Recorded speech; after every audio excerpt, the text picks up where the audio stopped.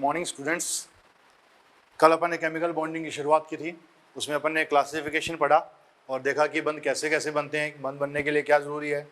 उसमें दो थ्योरी पढ़ी थी अपन ने, पोटेंशियल एनर्जी थ्योरी तथा लुईस का अष्टक नियम पढ़ा था।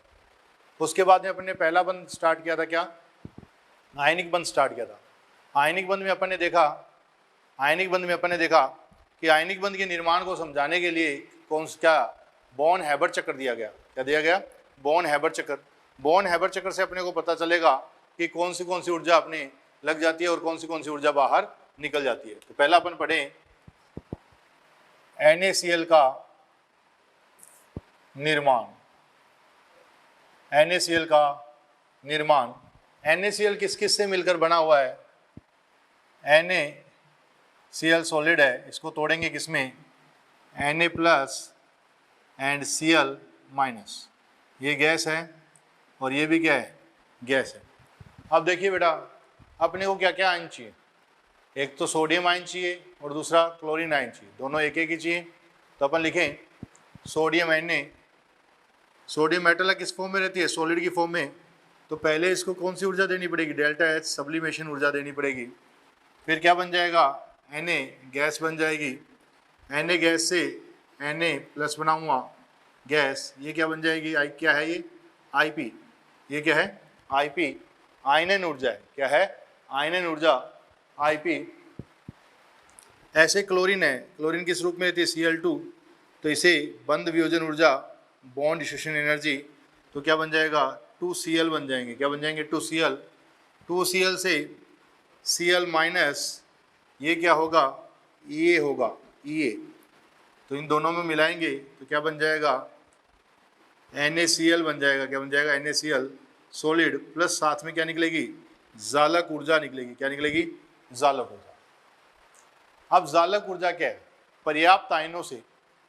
बेटा जी एक चीज ध्यान रखना, जालक ऊर्जा अलग चीज है, आयनिक गुण धर्म अलग चीज होंगे।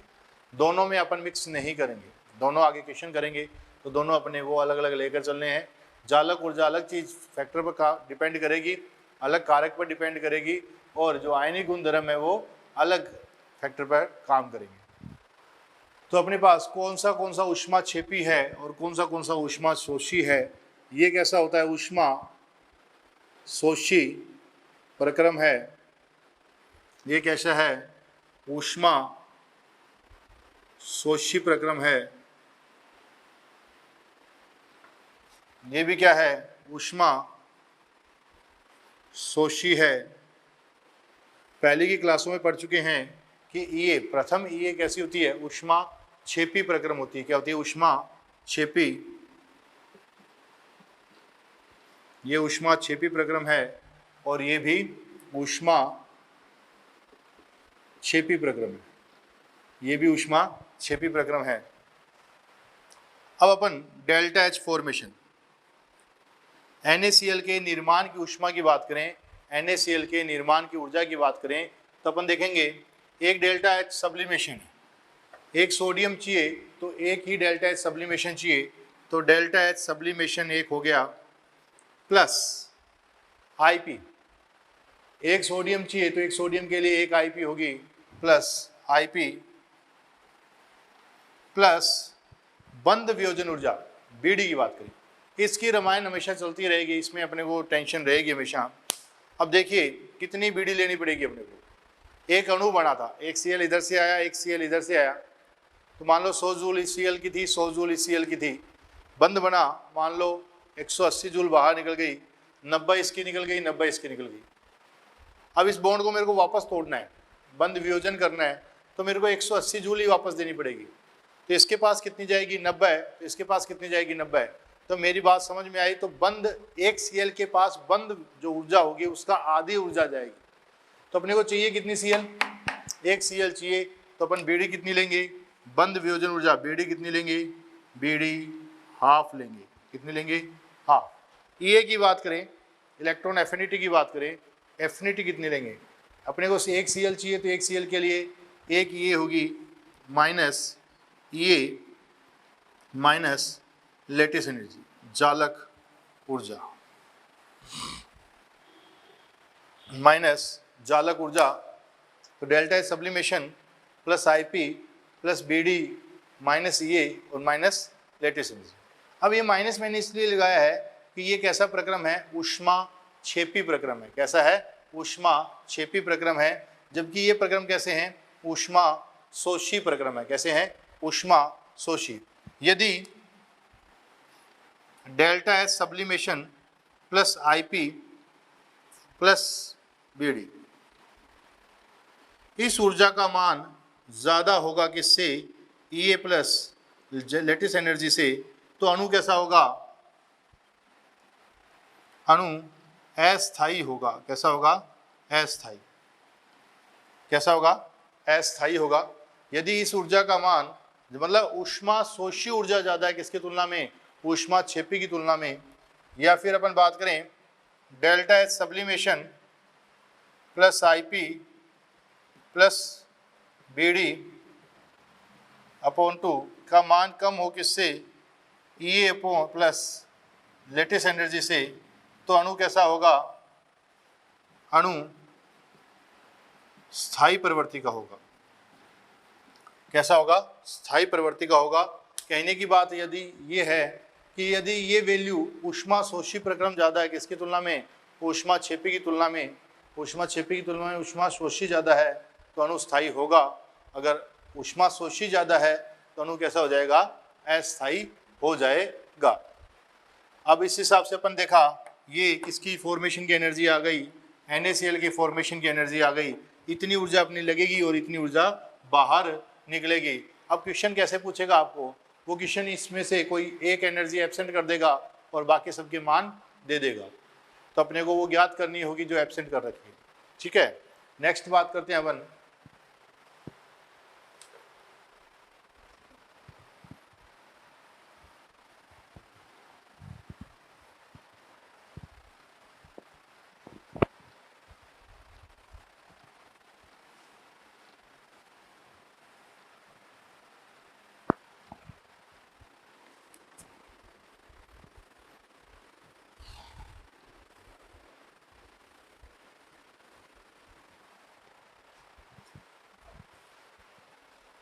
MgF2 का निर्माण, किसका निर्माण, MgF2 का निर्माण बात करें।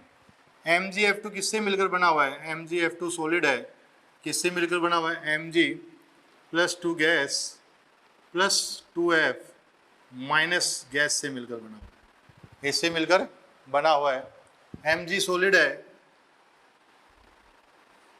Mg से Mg गैस गए, डेल्टा एच सब्लिमेशन Mg से Mg प्लस 1 गए,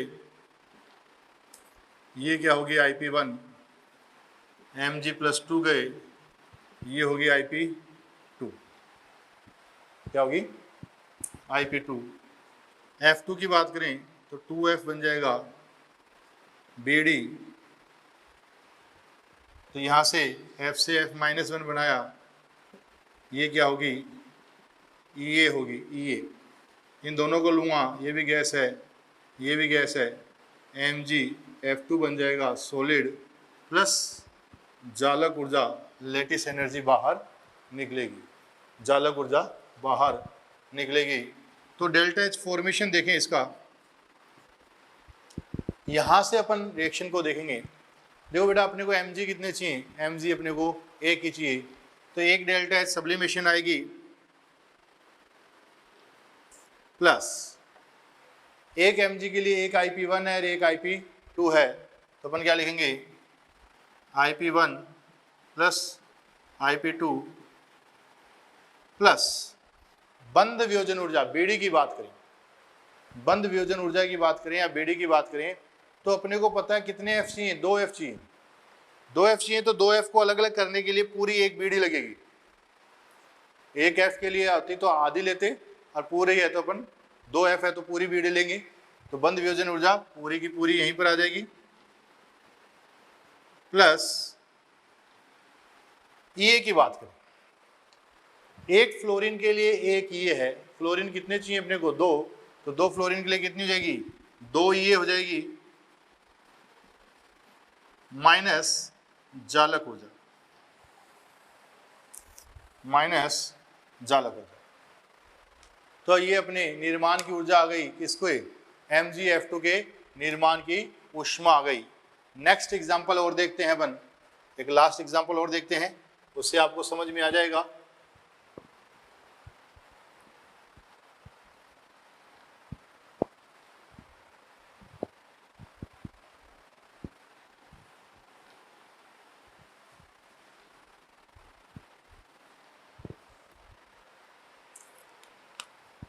Al2O3 का निर्माण, Al2O3 का निर्माण, किसका निर्माण देखें, Al2O3 का निर्माण देखें अपन। Al2O3 किससे मिलकर बना हुआ है, एल्युमिनियम प्लस 3, कितने एल्युमिनियम, देखो बेटा किसी को ब्रेक करना है, कैसे करना है, इसका मतलब ये है, ये कितने एल्युमिनियम है, 2 है, इसका मतलब ये है कितने ऑक्सीजन है, 3 ऑक्सीजन है। चार्ज हमेशा क्रॉस मल्टीप्लाई होता है, चार्ज हमेशा क्रॉस मल्टीप्लाई होगा, तो इसके ऊपर चार्ज तो कितना आ जाएगा, +3, इसके ऊपर -2, और जो नीचे पैरों में लिखा होता है इसका मतलब ये है 2 एटम एल्युमिनियम के हैं और 3 एटम ऑक्सीजन के हैं, प्लस 3O -2 एल्युमिनियम। तो एल्युमिनियम लेते हैं, सॉलिड है Al, गैस बन गया, ये क्या आ जाएगा, डेल्टा H सब्लिमेशन, तो एल्युमिनियम से एल्युमिनियम +1, ये IP1 आ गई, एल्युमिनियम +2, ये IP2 आ गई, एल्युमिनियम +3, ये IP3 आ गई, IP1 IP2 IP3 आ गई अपने पास। ऐसे अपन ऑक्सीजन के लिए लें, O2, 2O बन जाएगा, ये बंद वियोजन ऊर्जा BD हो जाएगी अपने पास, O से O-, ये फर्स्ट हो जाएगी, O-2, ये सेकंड हो जाएगी। इन दोनों को मिलाएंगे, क्या बन जाएगा, Al2O3 बन जाएगा, सॉलिड प्लस लेटेस्ट एनर्जी बन जाएगी, जालक ऊर्जा बन जाएगी, क्या बन जाएगी, जालक ऊर्जा। अब इसके लिए अपन देखें, डेल्टा H फॉर्मेशन देखें, बराबर एल्युमिनियम कितने हैं, 2 हैं, एल्युमिनियम कितने हैं, 2 हैं, तो इनके लिए सब्लिमेशन ऊर्जा कितनी होगी, 2 लेंगे अपन, कि एक एल्युमिनियम के लिए 1 सब्लिमेशन, 2 के लिए 2 सब्लिमेशन, तो डेल्टा H सब्लिमेशन कितने हो गए, ये समझ लो, अगर ये समझ गए अपन तो अपने समझ में आ जाएगी बात। IP की बात करें, किसकी, IP की, एल्युमिनियम कितने हैं, 2, तो 2 IP1 होंगी, 2 IP2 होंगी और 2 IP3 होंगी, तो अपन बात करें 2 IP1 IP2 and plus IP3, 2 IP1 2 IP2 2 IP3 plus बंद वियोजन ऊर्जा ले। ऑक्सीजन कितने चाहिए अपने को, 3 ऑक्सीजन चाहिए, कितने ऑक्सीजन चाहिए, 3 ऑक्सीजन चाहिए, तो 3 ऑक्सीजन के लिए अगर अपन बात करें तो अपने को कितने चाहिएगी, 3 ऑक्सीजन के लिए, मतलब एक पूरा वो अणु तोड़ेंगे तो उसके लिए पूरी BD चाहिएगी, 3 ऑक्सीजन के लिए 3/2 BD आ जाएगी, कितनी आ जाएगी, 3/2। तो अपन या तो ऐसे बात कर लो, एक ऑक्सीजन के लिए हाफ चाहिए, तो 3 ऑक्सीजन के लिए 3/2 BD। देखो बेटा, बंद वियोजन ऊर्जा हो गई। अब इसमें ये देखना, ये फर्स्ट तो कैसी होती है, ऊष्मा क्षेपी प्रक्रम होती है, कैसी होती है, ऊष्मा क्षेपी है, परंतु ये सेकंड, ये थर्ड, ये फोर्थ, ये सारी की सारी कैसी होती है, ऊष्मा शोषी प्रक्रम होती है, कैसी होती है, ऊष्मा शोषी प्रक्रम होती है। तो अपन बात करेंगे प्लस E2 कितनी चाहिएगी, एक ऑक्सीजन के लिए 1, 2 के लिए 2, 3 के लिए 3 E2 चाहिएगी, माइनस ये फर्स्ट ऊष्मा क्षेपी होगा, ये फर्स्ट क्या होगा, ऊष्मा क्षेपी, ये कैसा होगा, ऊष्मा क्षेपी, तो -3 E1 माइनस जालक ऊर्जा, ये क्या आ जाएगी, जालक ऊर्जा, ये अपन बात कर लेंगे इस हिसाब से। तो ये अपने को समझ में आया होगा कि ये EA2 कितनी लेनी है?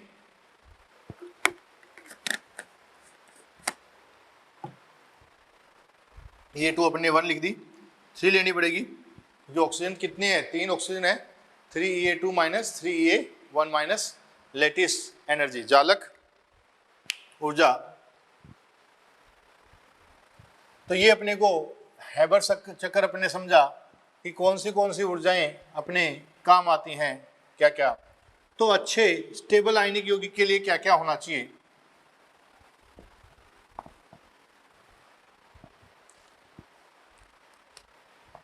स्थायी आयनिक यौगिक, आयनिक यौगिक के लिए क्या क्या होना चाहिए?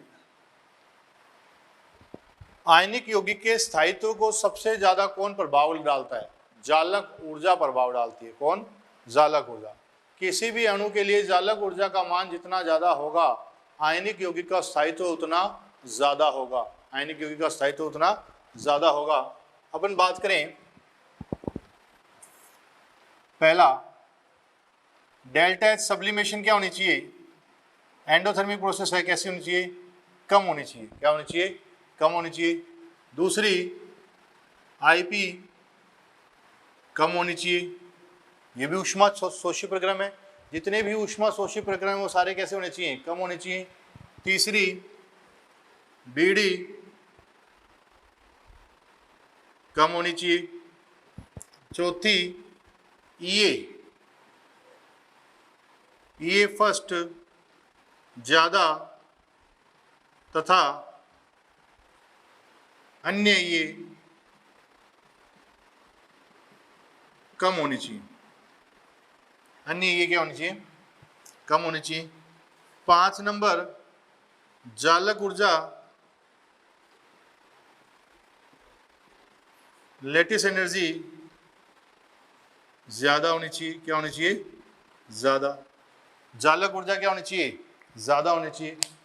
डेल्टा एच सब्लिमेशन कम, आईपी कम, बीडी कम, ये प्रथम ज्यादा, अन्य ये कम होनी चाहिए। जालक ऊर्जा क्या होनी चाहिए? ज्यादा होनी चाहिए। आयनिक यौगिकों की बात करें, आयनिक यौगिकों के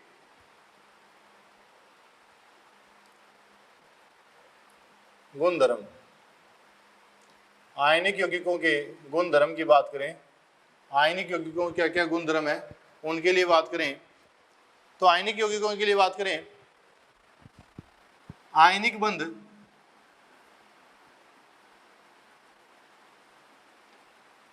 अदिशात्मक, अदिशात्मक होता है। आयनिक बंध कैसे होते हैं? अदिशात्मक होते हैं। कैसे होते हैं? अदिशात्मक। दूसरी बात करें, आयनिक यौगिकों के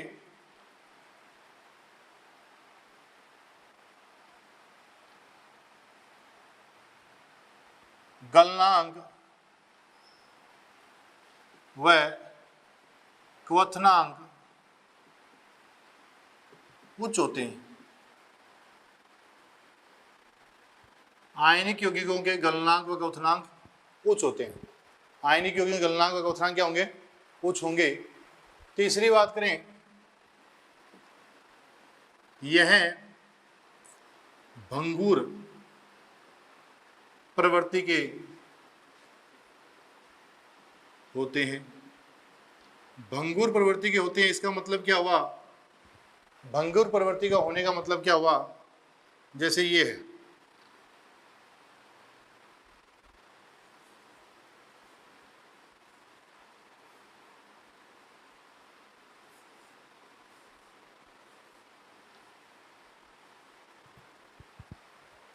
अगर कोई यहाँ पर अपन दबाव लगाते हैं तो ये क्या हो जाएगा? क्रिस्टल में ये आगे खिसक जाएंगे।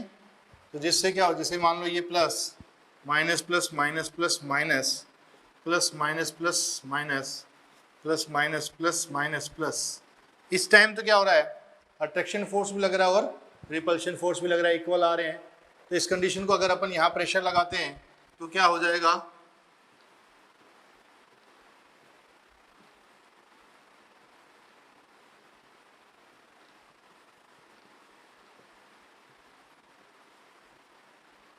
ये प्लस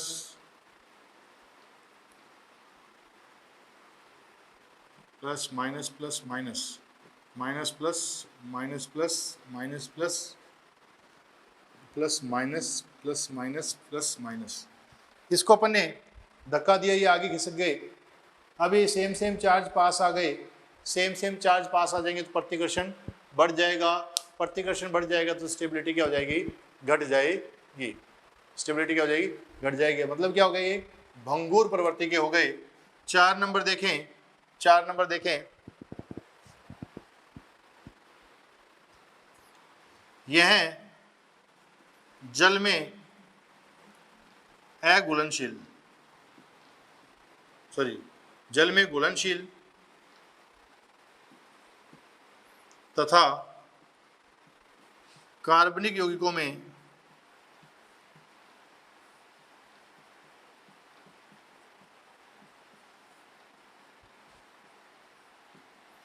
घुलनशील होते हैं, कार्बनिक यौगिकों में घुलनशील होते हैं। यह जल में अघुलनशील तथा कार्बनिक यौगिकों में घुलनशील होते हैं। कैसे होते हैं, घुलनशील होते हैं। आयनिक बंध कैसे होते हैं, अदिशात्मक प्रवृत्ति के होते हैं। आयनिक यौगिक गलनांक व क्वथनांक उच्च होते हैं, यह भंगुर प्रवृत्ति के होते हैं। ये जल में घुलनशील तथा कार्बनिक यौगिकों में अकल, कार्बनिक यौगिक मतलब अध्रुवीय यौगिक,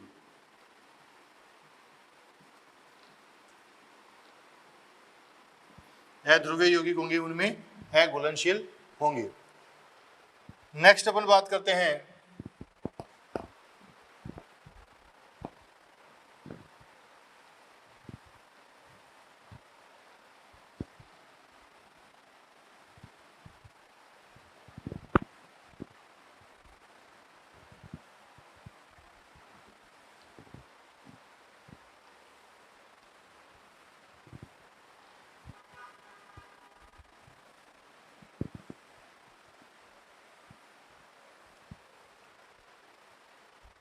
नेक्स्ट अगर अपन बात करें जालक ऊर्जा,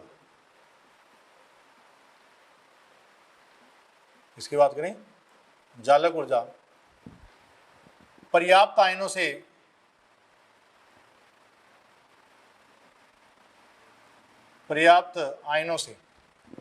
जालक ऊर्जा की बात करें, पर्याप्त आयनों से 1 मोल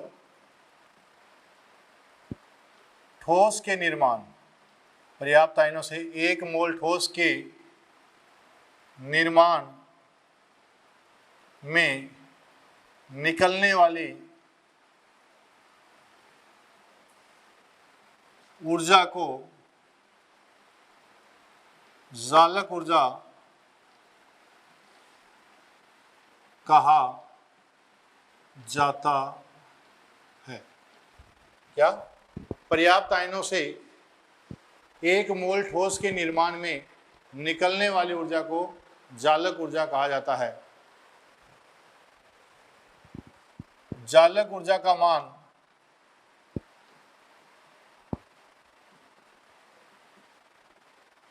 अधिक होने पर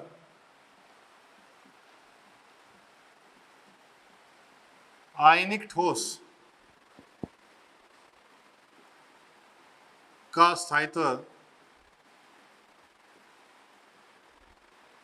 अधिक होता है, आयनिक ठोस का स्थायित्व अधिक होता है। बात करें जालक ऊर्जा, 1 मोल पर्याप्त आयनों से, ये जरूर याद रखना है, पर्याप्त आयनों से बात कर रहे हैं। पर्याप्त आयनों, आयन होने चाहिए, उन्हीं से जब अपन ठोस बनाएंगे उसी को क्या कहेंगे, जालक ऊर्जा कहेंगे। अगर अपन परमाणु या तत्व से बात करेंगे तो उन्हें नहीं बोलेंगे, वो निर्माण की ऊष्मा आ जाएगी। निर्माण की ऊष्मा में सारी ऊर्जाएं आ जाती हैं, सारी ऊर्जाएं मिक्स हो जाती हैं। जालक ऊर्जा, लैटिस एनर्जी, आवेश के समानुपाती तथा त्रिज्या के व्युत्क्रमानुपाती होते हैं।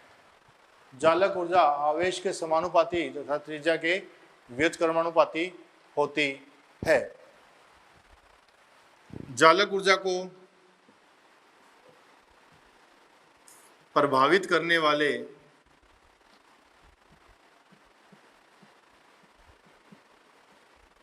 कारक, जालक ऊर्जा को प्रभावित करने वाले कारक कौन से हैं? पहला, आयनों पर आवेश।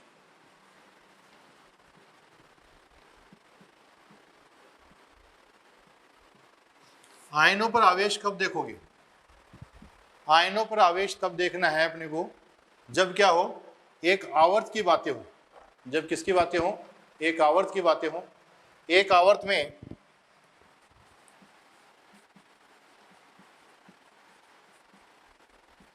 जालक ऊर्जा आयनों पर आवेश, आयनों पर आवेश पर निर्भर करती है। किस पर निर्भर करती है? आयनों पर आवेश पर निर्भर करती है। क्या बोला? एक आवर्त में जालक ऊर्जा आयनों पर आवेश पर निर्भर करती है। आयनों पर आवेश जितना अधिक होगा उसकी जालक ऊर्जा उतनी ज़्यादा होगी। ये चीज़ किस पर डिपेंड करेगी? एक आवर्त के लिए बात करेंगे। जैसे मैं बात करूं आपके साथ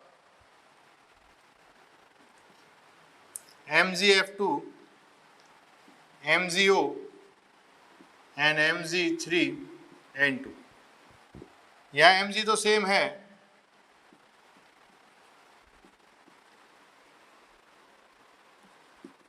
परंतु आवेश क्या होता जा रहा है? बढ़ता जा रहा है। आवेश क्या होता जा रहा है? बढ़ता जा रहा है। आवेश बढ़ता जाएगा तो जालक ऊर्जा का मान भी बढ़ता जाएगा।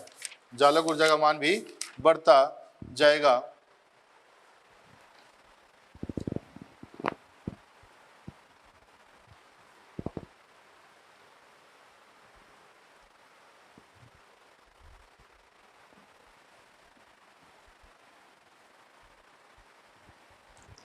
तो यहां अपन ने देखा, यहां से यहां जा रहे हैं, आवेश क्या हो रहा है? बढ़ रहा है। तो लैटिस एनर्जी भी क्या होगी? बढ़ जाएगी। जालक ऊर्जा भी क्या होगी? बढ़ जाएगी। नेक्स्ट अपन देखें NaF, MgO, scandium nitride, titanium carbide, +1 -1 +2 -2 +3 -3 +4 -4। यहाँ से यहाँ जा रहे हैं, चार्ज आवेश बढ़ रहा है तो लैटिस एनर्जी भी क्या होगी? बढ़ जाएगी। जालक ऊर्जा भी क्या होगी?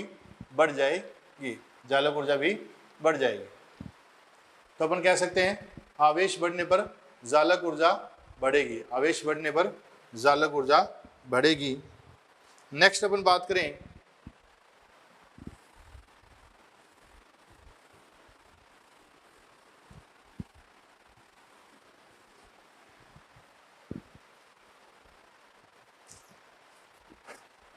दूसरी, धनायन तथा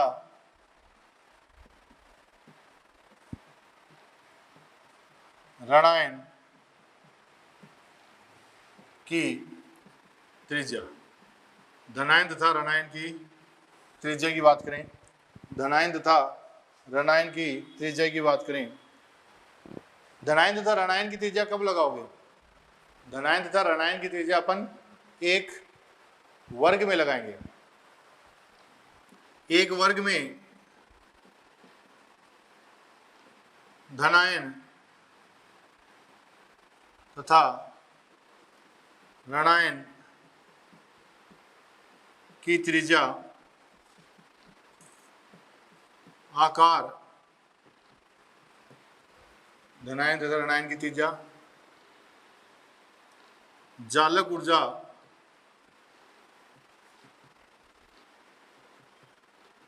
को निर्धारित करती है। किसको निर्धारित करती है? जालक ऊर्जा को निर्धारित करती है। जैसे बात करें LIF, NAF, KF, RBF and CZMN। यहाँ से यहाँ जा रहा हूँ मैं, ये ले लें अपन LIH, NaH, KH, RBH, CgMH। क्या हो रहा है? साइज ऑफ केटाइन, धनायन का आकार, साइज ऑफ केटाइन बढ़ रहा है, size of cation increase, size of cation increase, तो जालक ऊर्जा क्या होगी? घट जाएगी। जालक ऊर्जा क्या होगी? घट जाएगी। तो अपने को पता लग गया कि एक आवर्त में जालक ऊर्जा अपने को किससे देनी है? आवेश से देनी है। जबकि एक वर्ग में अपने को जालक ऊर्जा किससे देनी है? आकार से देनी है, त्रिज्या से देनी है। तो ये दोनों फंडे अपने को लगाने हैं कि आकार और आवेश के फंडे अपने को लगाने हैं। यदि आवेश बढ़ेगा आवर्त में तो जालक ऊर्जा का मान बढ़ेगा, परंतु ये जरूरी नहीं है कि जालक ऊर्जा का मान बढ़े तो आयनिक लक्षण भी बढ़े। आयनिक लक्षण अलग चीज है और जालक ऊर्जा अलग चीज है। नेक्स्ट बात करते हैं अपन, ये अपनी जालक ऊर्जा की बात। नेक्स्ट बात करें अपन फजांस का नियम, फायान का नियम, फजांस का नियम भी बोला जाता है इसे, या धनायन की ध्रुवण क्षमता, या बोल सकते हैं आयनिक बंध में सहसंयोजक लक्षण।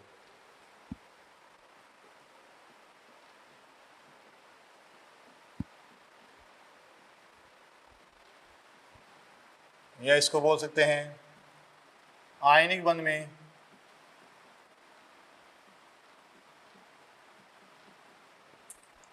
सहसंयोजक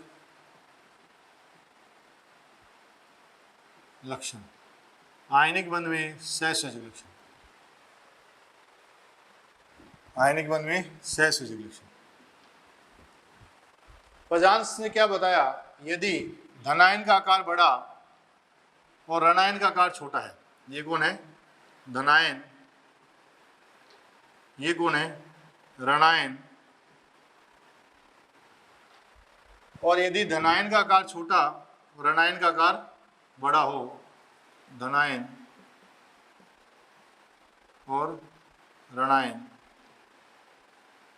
यदि धनायन का आकार बड़ा और ऋणायन का आकार छोटा, और यदि धनायन का आकार छोटा ऋणायन का आकार बड़ा हो, इस कंडीशन में धनायन ऋणायन के इलेक्ट्रॉनों को अपनी ओर आकर्षित नहीं कर पाएगा और यहां पर कौन से लक्षण आएंगे? आयनिक लक्षण मुख्य होंगे,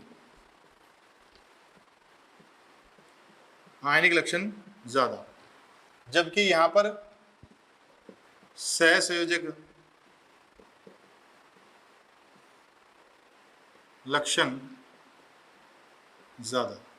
सहसंयोजक लक्षण ये क्या करेगा? धनायन इस ऋणायन के इलेक्ट्रॉनों को अपनी ओर आकर्षित करेगा, जिसके कारण क्या होंगे? इस बंध में क्या आ जाएंगे? सहसंयोजक लक्षण आ जाएंगे। क्या आ जाएंगे? सहसंयोजक लक्षण। दिशात्मक लक्षण आ जाएंगे, मतलब सहसंयोजक लक्षणों का आना। तो धनायन, ये अपने दिमाग में एक फोटो बना लेना कि धनायन का आकार अगर बड़ा हुआ तो कौन से लक्षण होंगे? आयनिक लक्षण होंगे। अगर धनायन का आकार अगर छोटा हुआ तो सहसंयोजक लक्षण होंगे। अगर धनायन सेम है तो अपन ऋणायन देख लेंगे, ऋणायन अगर छोटा है तो आयनिक लक्षण, ऋणायन अगर बड़ा है तो सहसंयोजक लक्षण आएंगे। क्या आएंगे? सहसंयोजक लक्षण। ये दिमाग में अपने फंडा बना के रखना है। आयनिक लक्षण आ गए तो इनके मेल्टिंग एंड बॉइलिंग पॉइंट क्या होंगे? ज्यादा होंगे। सहसंयोजक लक्षण आ गए, इनके मेल्टिंग एंड बॉइलिंग पॉइंट कम होंगे। तुलनात्मक रूप में देख रहे हैं, ये क्षारीय प्रवृत्ति के होंगे, ये कैसे होंगे? अम्लीय प्रवृत्ति के होंगे, अम्लीय प्रवृत्ति के होंगे। ये जल में घुलनशील,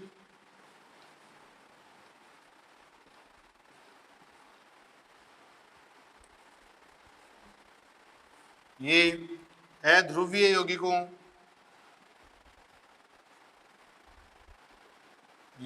में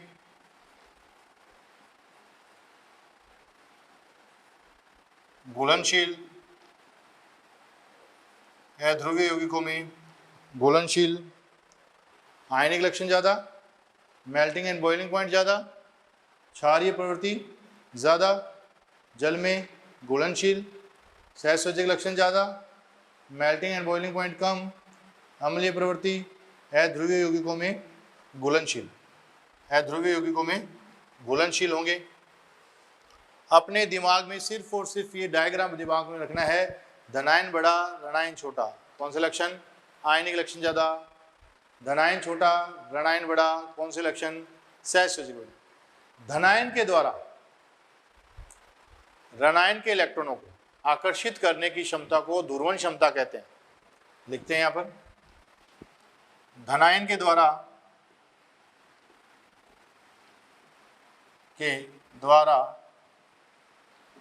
ऋणायन के इलेक्ट्रॉनों को आकर्षित करने की क्षमता को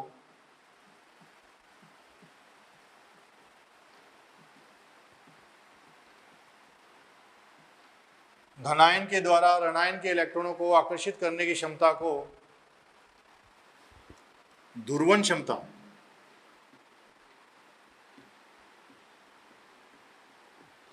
कहते हैं। इसे फाई से प्रदर्शित किया जाता है। किससे प्रदर्शित किया जाता है, फाई से। फाई डायरेक्टली प्रोपोर्शनल होती है किसके, क्यू बाई आर के। क्यू क्या है यहाँ पर, आवेश, और आर क्या है यहाँ पर, त्रिज्या। आर क्या है यहाँ पर, त्रिज्या, क्यू क्या है यहाँ पर, आवेश। धनायन के द्वारा ऋणायन के इलेक्ट्रॉनों को आकर्षित करने की क्षमता को ध्रुवण क्षमता कैसे हैं, इसे फाई से प्रदर्शित किया जाता है। फाई जो होता है समानुपाती होता है किसके, क्यू बाई आर के। क्यू क्या है आवेश, आर क्या है, त्रिज्या है, क्या है, त्रिज्या।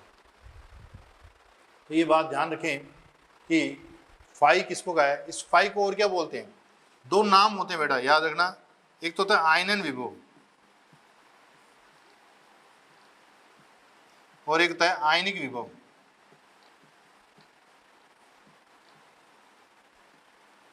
इन दोनों में बहुत कंफ्यूज रहते हो, आयनन विभव और आयनिक विभव। आयनन विभव क्या होता है, आईपी होता है, क्या होता है, आईपी। आयनन विभव क्या होता है, आईपी। और आयनिक विभव क्या होता है, फाई को ही क्या बोलते हैं, धनायन की ध्रुवण क्षमता को क्या बोल देते हैं, आयनिक विभव बोल देते हैं। अब फाई को प्रभावित करने वाले कारक देखें अपन।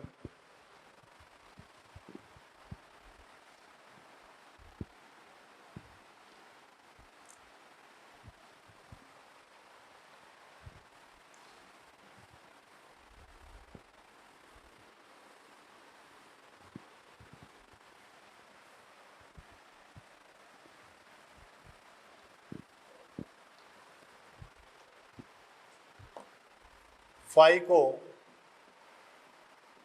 प्रभावित करने वाले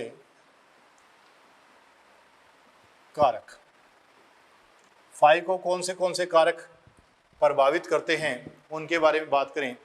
पहला है धनायन पर आवेश। धनायन पर आवेश के समानुपाती होती क्या, फाई। धनायन पर आवेश के समानुपाती होती है क्या, फाई। धनायन पर आवेश के समानुपाती होती है क्या, फाई। धनायन पर जितना ज्यादा आवेश होगा फाई का मान उतना ज्यादा होगा।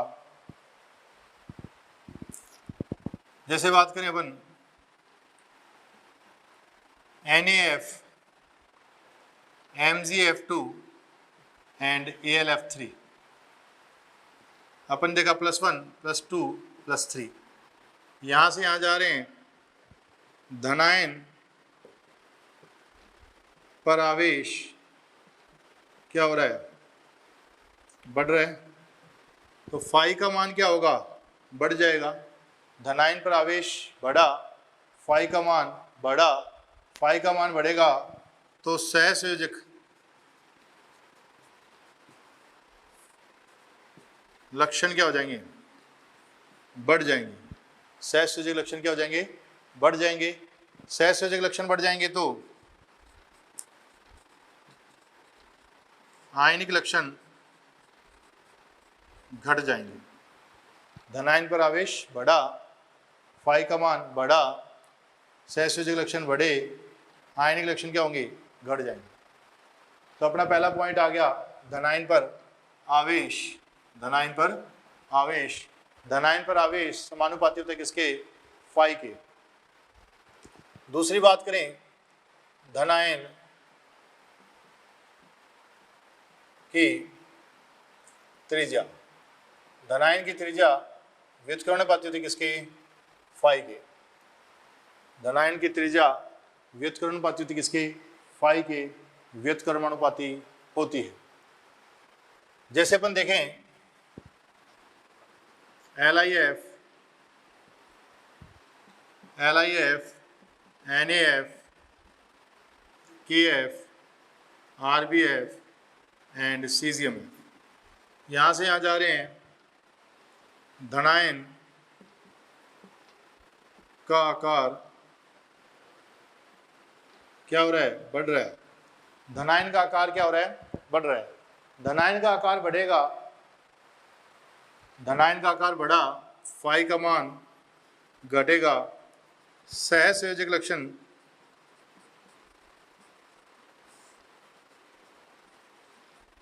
क्या हो जाएंगे? घट जाएंगे, आयनिक लक्षण बढ़ जाएंगे। तो आपको इनमें से पूछे सबसे ज़्यादा आयनिक कौन है? सबसे ज़्यादा आयनिक सीजियम फ्लोराइड और सबसे कम आयनिक इनमें लिथियम फ्लोराइड है। सबसे ज़्यादा सहसंयोजक पूछे तो लिथियम फ्लोराइड, तो ये अपन इस हिसाब से बता सकते हैं। तीसरा अपन बताएं ऋणायन पर आवेश, ऋणायन पर आवेश समानुपाती होता है किसके? फाई के। ऋणायन पर आवेश फाई के समानुपाती होता है किसके?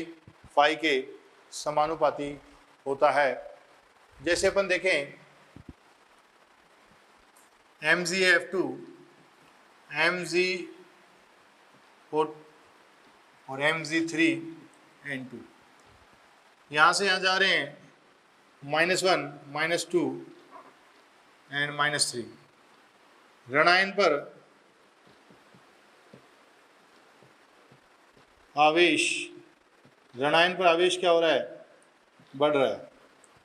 ऋणायन पर आवेश बढ़ेगा तो फाई का मान बढ़ेगा, सहसंयोजक लक्षण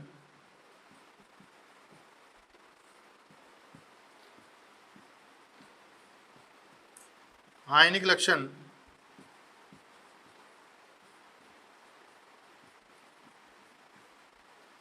आपको पूछे जालक ऊर्जा की, अगर इनमें बात करें तो जालक ऊर्जा सबसे ज्यादा किसकी होगी? इसकी होगी।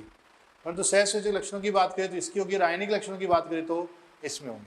मैं फिर कह रहा हूँ जालक ऊर्जा और आयनिक लक्षणों में आपस में कोई संबंध अपन नहीं बता रहे। जालक ऊर्जा की बात अलग करेंगे, आयनिक लक्षणों की बात अलग करेंगे। नेक्स्ट बात करते हैं अपन तीसरा हो चुका है ऋणायन पर आवेश। फोर्थ बात करें ऋणायन का आकार समानुपाती होते किसके? फाई के। समानुपाती होते किसके? फाई के। देखें lithium fluoride, lithium chloride, lithium bromide and lithium iodide. मैं यहाँ से यहाँ जा रहा हूँ। ऋणायन का आकार बढ़ रहा है, ऋणायन का आकार बढ़ रहा है तो फाई का मान क्या होगा? बढ़ जाएगा। फाई का मान बढ़ जाएगा तो सहसंयोजक लक्षण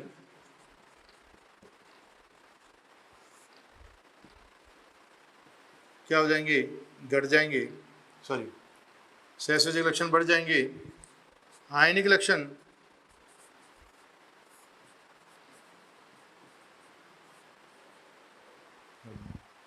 ऋणायन का आकार बढ़ गया, फाई का मान बढ़ गया, सहसंयोजक लक्षण बढ़ गए, आयनिक लक्षण घट गए, आयनिक लक्षण क्या हो गए, घट गए। नेक्स्ट बात करें पांचवा पॉइंट,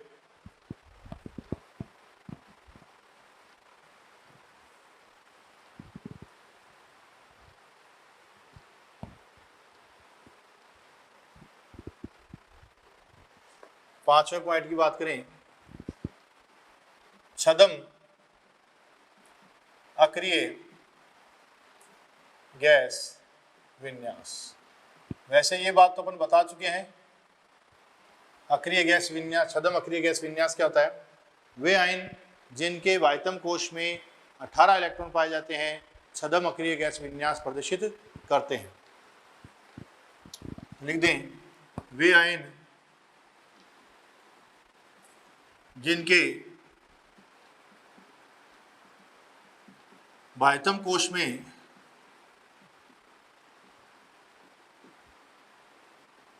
18 इलेक्ट्रॉन पाए जाते हैं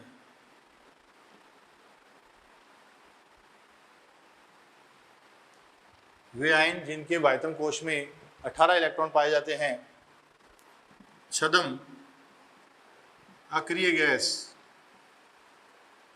विन्यास प्रदर्शित करते हैं। क्या प्रदर्शित करते हैं, छद्म अक्रिय गैस विन्यास प्रदर्शित करते हैं। वे आयन जिनके वायतम कोश में 18 इलेक्ट्रॉन पाए जाते हैं छद्म अक्रिय गैस विन्यास प्रदर्शित करते हैं। जैसे अपन बात करें Zn+2 एग्जाम्पल कर चुके अपन, Hg+2, कैडमियम+2, कॉपर+1, Ag+1, गैलियम+3, जर्मेनियम+4, ये सभी क्या प्रदर्शित कर रहे हैं, छद्म अक्रिय गैस विन्यास प्रदर्शित कर रहे हैं।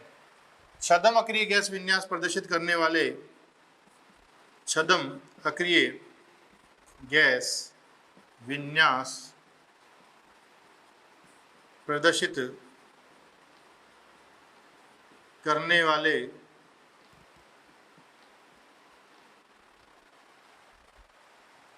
आयनों की दुर्वहन क्षमता अधिक होती है, दुर्वहन क्षमता अधिक होती है। ZnCl2 एंड CaCl2 ये क्या प्रदर्शित कर रहा है, छद्म अक्रिय गैस विन्यास प्रदर्शित कर रहा है। तो सहसंयोजक लक्षण किसमें ज्यादा होंगे,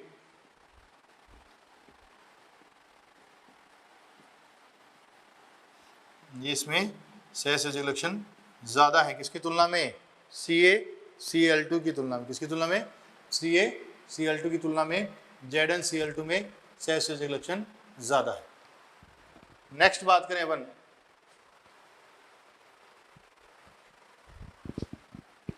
कुछ क्वेश्चन देखते हैं।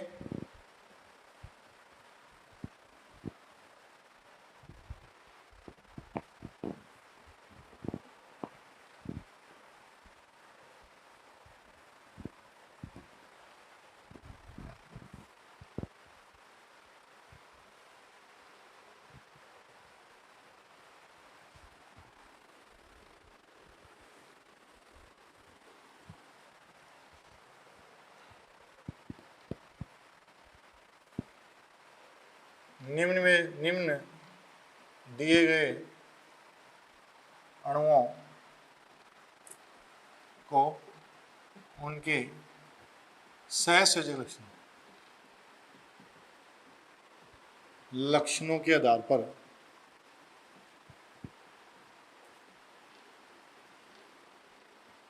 व्यवस्थित कीजिए। क्या कीजिए, व्यवस्थित कीजिए। आपने लिखा LiCl, BeCl2, BCl3, CCl4, +1, +2, +3, +4। यहाँ से यहाँ जा रहे हैं, चार्ज क्या हो रहा है, बढ़ रहा है, तो फाई का मान बढ़ेगा, सहसंयोजक लक्षण क्या हो जाएंगे, बढ़ जाएंगे। आयनिक लक्षण क्या हो जाएंगे, घट जाएंगे। ऐसे ही बात करें अपन NaCl, MgCl2, AlCl3, SiCl4, PCl5 +1 +2 +3 +4 +5, यहाँ से यहाँ जा रहे हैं। चार्ज ऑन केटाइन, धनायन पर आवेश क्या हो रहा है, बढ़ रहा है, तो फाई का मान बढ़ेगा। सहसंयोजक लक्षण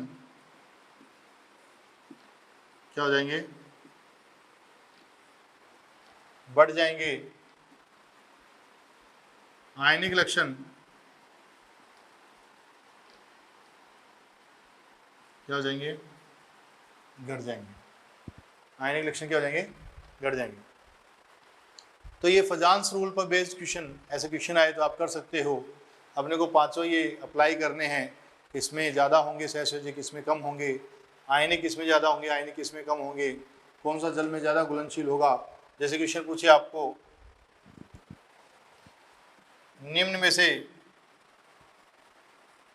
जल में घुलनशीलता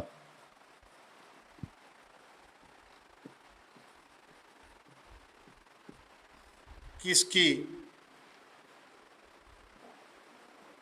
अधिकतम होगी। देखें, AgF दिया आपको, AgCl दिया,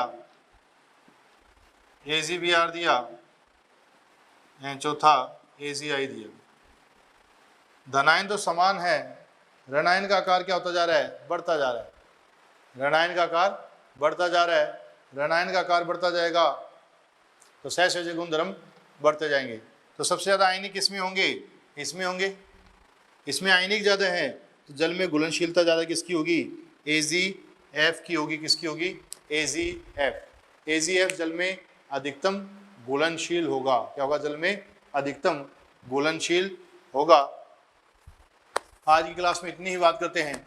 नेक्स्ट बात फाई की एप्लीकेशन इम्पोर्टेंट है, जो नेक्स्ट क्लास में पढ़ेंगे।